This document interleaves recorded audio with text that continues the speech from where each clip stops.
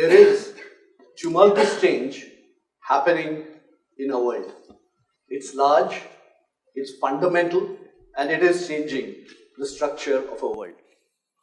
And in this tumultuous change, there is a huge opportunity for us. It's not a fable, but I assure you, it is fabulous. What is happening is something we can gauge by trying to see the impact the change has on the fundamental pivots, which is who we are, what do we think, and what do we do. Who we are.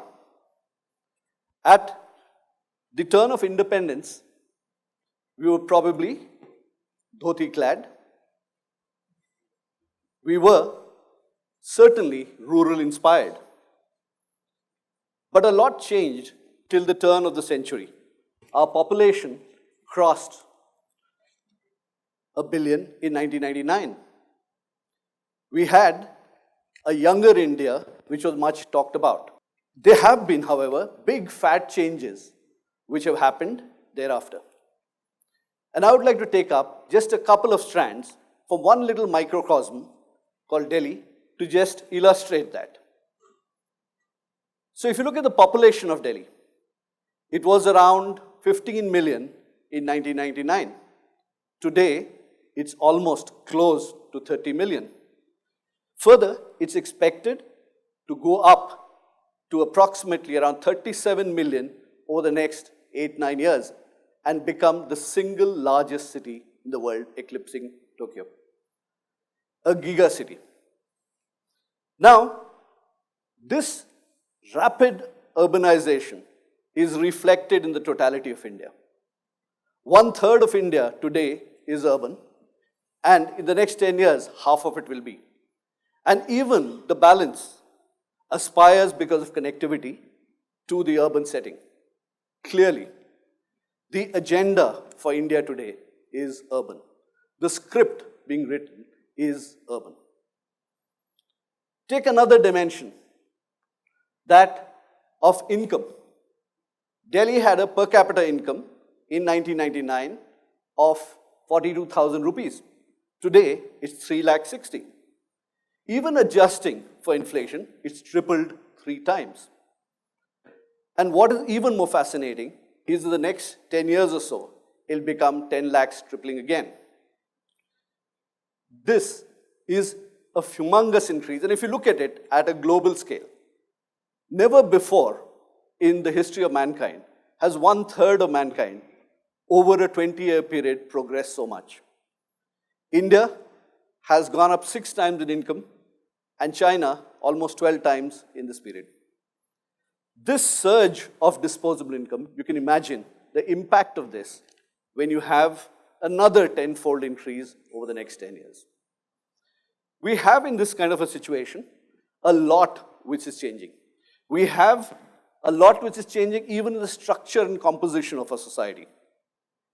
In Delhi, the biggest age group now is the 20 to 60, which is the working age group. And if you combine in that other changes which are happening, with women being empowered and there being much more of working women, you can imagine the need for jobs and what we think.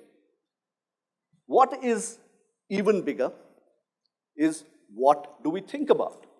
What are our perspectives of the world? What is the context? And here again, there are new things which are emerging every day. We today have a new sense of consumerism which is developing, a new attitude towards an alt living. We would like to protect the world, we would like lesser pollution, and many other newer attitudes. There is, in many senses, a new India which is emerging. An India which is richer, an India which is younger, more urban, more literate, and many more things.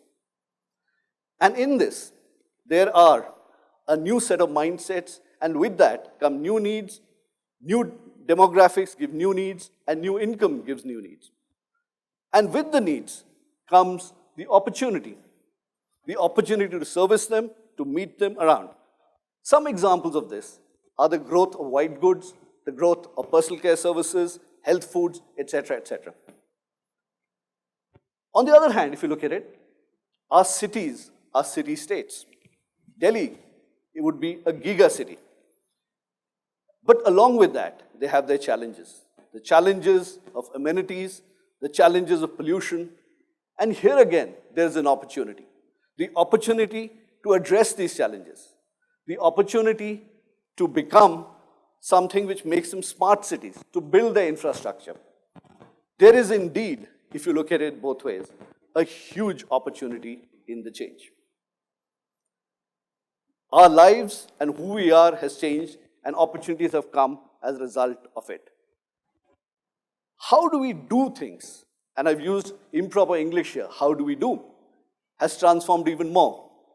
It's founded on knowledge. And basis this knowledge, there has been a technological application which has transformed it. The poster child of the transformation has been the phone. One in every hand, maybe two. It has changed the way we talk, and what's more, even the way we photograph. But it's much beyond talk. It's much beyond a camera. It is changing the way we connect. It is giving us ubiquitous connectivity everywhere. And if phones have given us connectivity, the internet and social networks have given meaning and tangibleness to that. The internet has connected us to the external world, and social networks have connected our internal personal world very differently and changed it. If you look back, these changes are large and rapid, probably happening largely over the last 10, 15 years. We have essentially in this period built up 1 billion collections in the phone. We have in this period the biggest franchisees of social networks in India. We have in the last mere 3 years become the largest consumers of data. But what makes all this tectonic is not just the rapidity. It is the fundamental change they're making to our fabric of our society.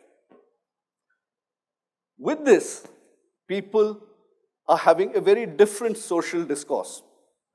People talk differently, they express themselves differently. The internet provides the individual expression a platform on the global stage. The power of one is really coming out.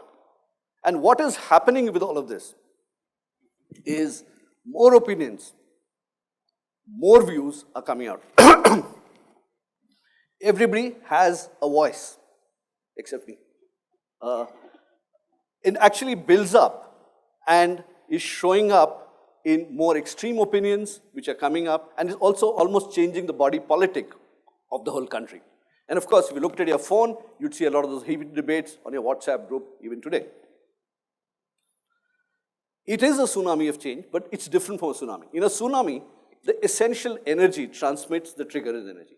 But here, the wave has an energy of its own.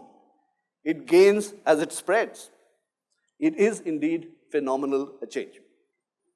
Another factor which has multiplied this is that of computation. Computation has always been there in the corporate world over even the last century. But it's entered the individual world in the recent past. And the big shift here was the app. It's as late as 2007 where Apple opened up its platform to a set of developers who are independent. And that's what got these assisted doing tools into the personal space. And now they've started going everywhere. E-commerce used competition and e-banking, and they've changed the way we transact. The world of transactions is changed. But in all of this, there's a fundamental big concept which has happened. And that is the concept of me, my place, my time. And that is changing the way we work, the way we live, how organizations are organized, how we transact, and everything which is there. There is, in this kind of stuff, an underlying feature which is information to computation to analysis, which is intelligence is getting added. And there is another set of events which is pushing the intelligence even further. And that is making it seamless.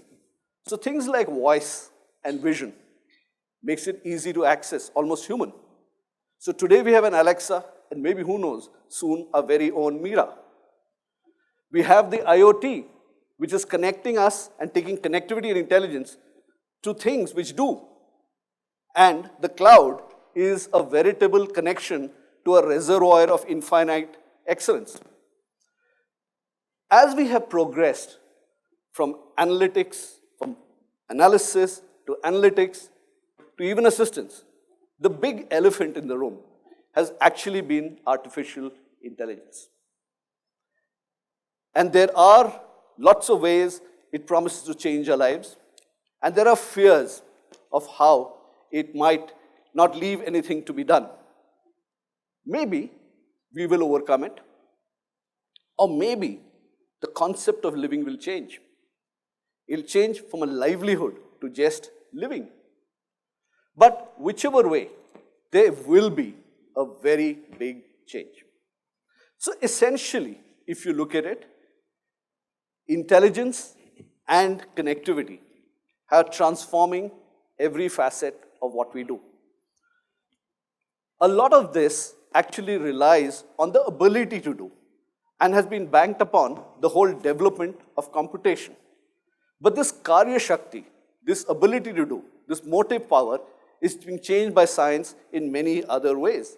So you have materials, you have nanotech, you have energy, you have robotics.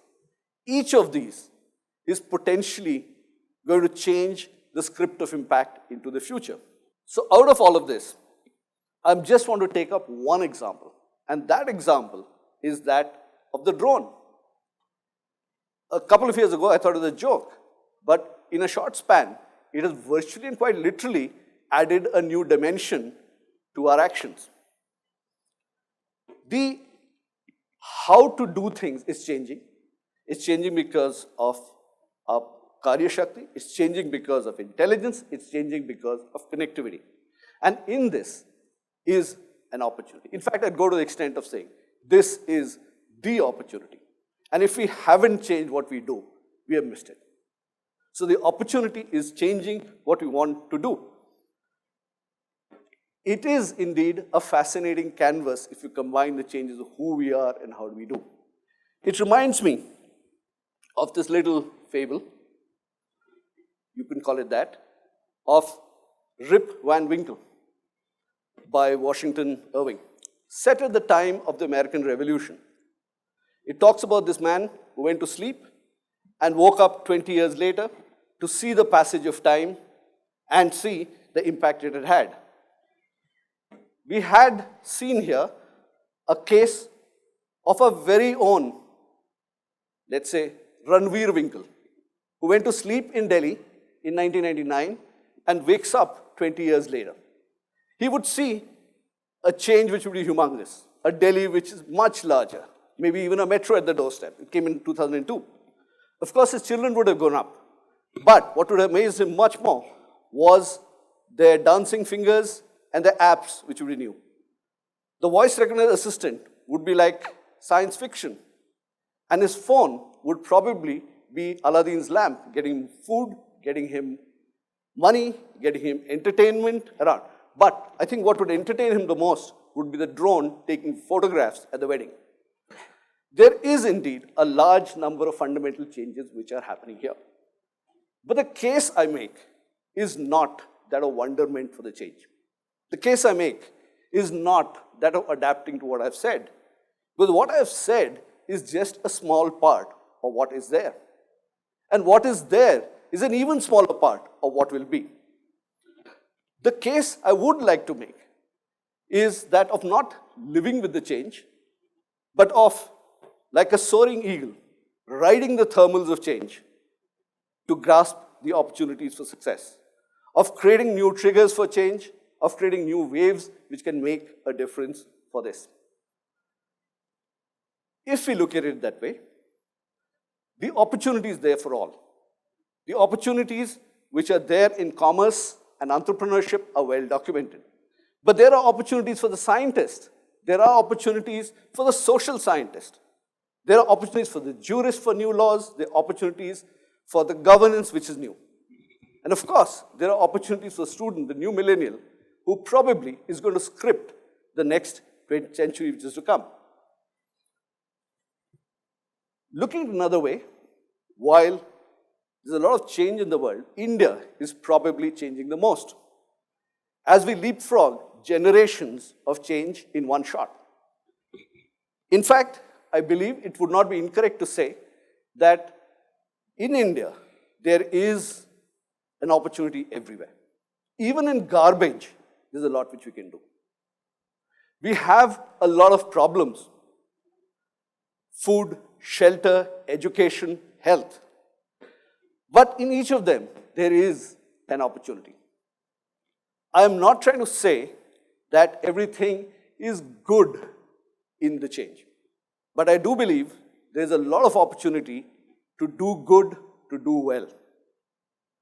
There is, in many senses, a unique position which we have today, as we are positioned on this cusp of change, which is huge. It is actually a gift to us. It is something which is a once-in-a-lifetime chance. To use more famous words, I think it is virtually going to be our tryst with destiny. Let's go and grab it. Thank you.